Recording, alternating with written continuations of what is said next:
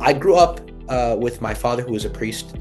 And so growing up with him, he was very intellectual, always reading. There's rarely a time when I didn't see him with a book in hand.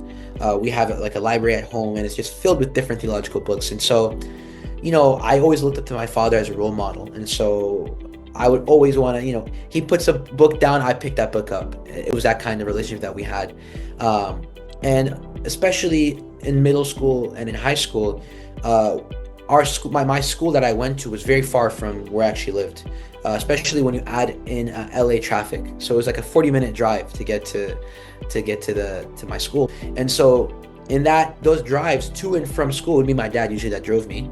We would read a book together. So I would read some book Oh, uh, out loud, and then we would read maybe two or three paragraphs or a page, and then we would stop. And then my dad would be like, "What did you get from this passage?" We'd read and talk about it, and we would go like that segment by segment.